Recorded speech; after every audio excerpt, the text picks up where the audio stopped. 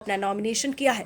नामांकन के बाद मीडिया से बात करते हुए कहा कि इससे बड़ा दुर्भाग्य की बात कुछ नहीं हो सकती, क्योंकि हमें जिसने जनप्रतिनिधि बनाया है उसे चुनाव के बाद भूल जाते हैं। अगर यहाँ की जनता हमें अपना आशीर्वाद देती है तो सभी मूलभूत समस्याओं का हम समाधान करेंगे। वर्तमान में स्टेशन से बैंक मोड़ जाने के लिए लोगों को सोचना पड़ता है। उन्होंने कहा है कि निष्ठा और ईमानदारी पूर्वक कार्य किया गया होता तो शायद आज ये समस्या उत्पन्न न होती।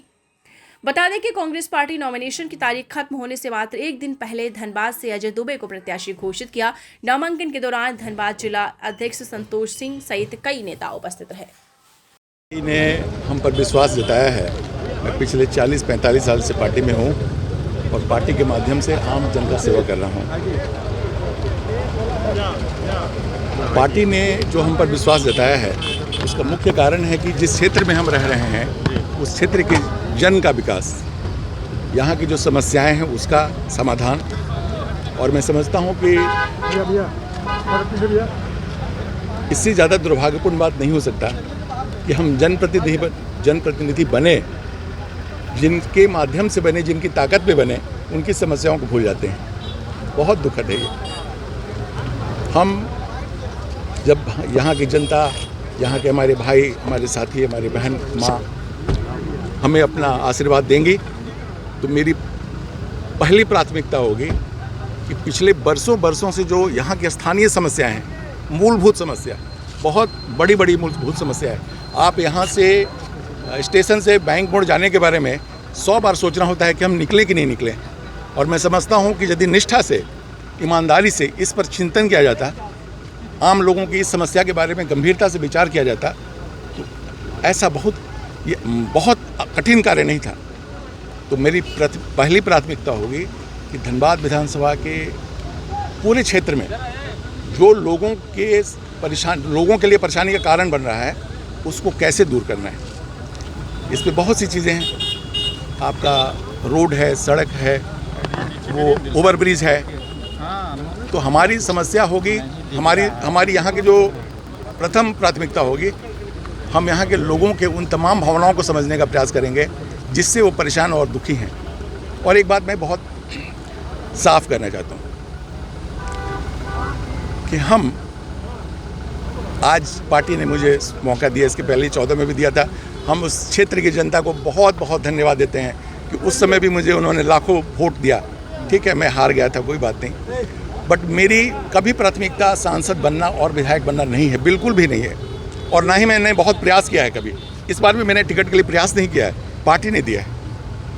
मैं कभी जो भी लोग मुझे नज़दीक से जानते हैं वो जानते हैं कि जिस जीवन में मैंने अपनी ज़िंदगी को बहुत शुद्धता के साथ रखा है, बहुत पवित्रता के साथ रखा है, ऐसे किसी भी चीज़ों में मेरा कोई संबंध नहीं होता। पार्टी में लेकिन काफ़ी लोग उम्मीदवार जो है थे और दूसरे बाहर से भी लोग ट्राई कर रहे थे। भाई ऐसा है कि जो मेरी पार्टी के साथी हैं, जो प्रयास कर रहे थे, उनका अधिकार है, ये उनका अधिकार है। लेकिन बाहर के लोग भी ट्राई कर रहे हैं। और बाहर के लोगों का जो ट्राई करने की जो बात आप बता रहे हैं, मेरी बिल्कुल जानकारी में नहीं है कि कोई ट्राई कर रहा था कि नहीं कर रहा था। मेरी जानकारी में बिल्कुल भी ये बात नहीं है। मेयर साहब की बड़ी चर्चा थी उनकी। अब जो सबसे बड़ी बात है वो ये है कि हम जिस क्षेत्र में रहते हैं उस क्षेत्र में रहने वाले लोगों की जितनी वैसी समस्याएं जिसका निदान जनप्रतिनिधि कर सकता है, मैं उसमें कोई कंप्रोमाइज़ नहीं करने वाला हूँ। क्राइम का जो ग्राफ है, मैं उसमें कोई कंप्रोमाइज़ नहीं करूँगा और पूरी निष्ठा और ईमानदारी के साथ, पूरी हृदय से, पवित्र भाव से अंतिम कोशिश करूँगा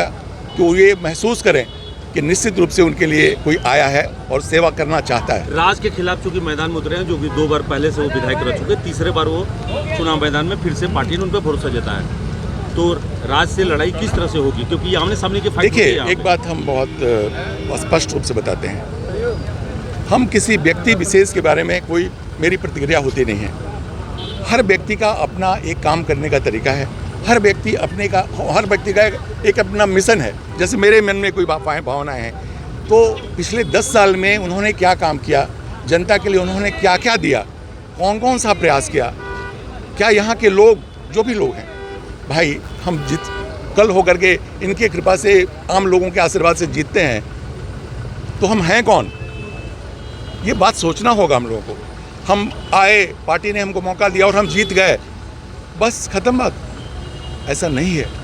हमें सोचना होगा कि उनसे हमारे क्या क्या, हमसे उनकी उम्मीदें हैं। और हम उनके लिए क्या कर सकते हैं। मेरी नैतिक दायित्व है कि जिस क्षेत्र में जिन्होंने हमें चुना है उनके समस्याओं के लिए कम से कम ईमानदारी से प्रयास करें। हमारा दूसरा काम नहीं होना चाहिए, मेरा उद्देश्य दूसरा नहीं होना चाहिए। तो मैं आपसे बहुत साफ कहूँगा कि व्यक्तिगत रूप में मेरा कोई नहीं है आरोप प्रत्यारोप। मेरा लाइफ, मैं इस विचार पर विश्वास नहीं करता। क्राइम का जो ग्राफ है वो काफी बड़ा हुआ, उस पर अब मैं ये जरूर कहूँगा कि डबल इंजन की सरकार भी थी तब भी थे वो, तो मैं नहीं समझता हूँ कि उन्होंने यहाँ के जनता के साथ जो कर सकते थे वो किए। क्राइम के ग्राफ को लेकर के क्या कहेंगे? बीजेपी हमेशा सवाल खड़ा करती रही है, उसको कैसे अंकुश भाई लगाएंगे आप? बीजेपी, मैंने कहा ना, डबल इंजन की सरकार में भी वो विधायक थे और आज भी है। तो उन्होंने क्या प्रयास किया, कितना प्रयास किया, किन किन चीज़ों पे क्या प्रयास किया, ये तो वो जानते हैं। जहाँ तक क्राइम की बात है, निश्चित रूप से जिस क्षेत्र में हम रहते हैं या जिस ज़िले में हम रहते हैं वहाँ के लोगों को किसी भी तरीके का कोई परेशानी नहीं हो, इस बात के लिए जिला प्रशासन को, सरकार को और जो वहाँ के जनप्रतिनिधि हैं उनको गंभीरता से विचार करना चाहिए। कुछ देरी हुई टिकट मिलने में उसका कुछ असर पड़ेगा क्या? नहीं, मैं बताता हूँ, हमारे यहाँ कोई देरी नहीं हुई। हमारे यहाँ इन्होंने कहा ना कि 8-7 कुछ उम्मीदवार थे हमारे पार्टी में, तो मेरी पार्टी बहुत निष्पक्षता से जांच करती है। टिकट देने के पहले वो चिंतन, मंथन, मनन और ये उसका प्रयास होता है कि उस व्यक्ति को टिकट दिया जाए जिसमें जिसको वो लगता है कि वो ऐसा नहीं कि बाकी लोग योग्य नहीं थे, बाकी लोग भी योग्य थे।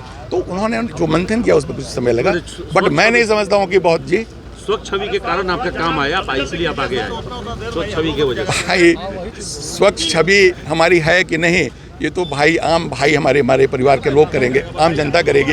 हम अपने बारे में ऐसा अभी जीत के प्रति कितने आश्वस्त हैं आप? यदि आप हमारी बात करेंगे तो मैं आपसे बताना चाहता हूँ कि जो मेरे तमाम क्षेत्र के लोग हैं उनका विश्वास मेरे प्रति जो है वो मैं जानता हूँ और वो जानते हैं। धन्यवाद।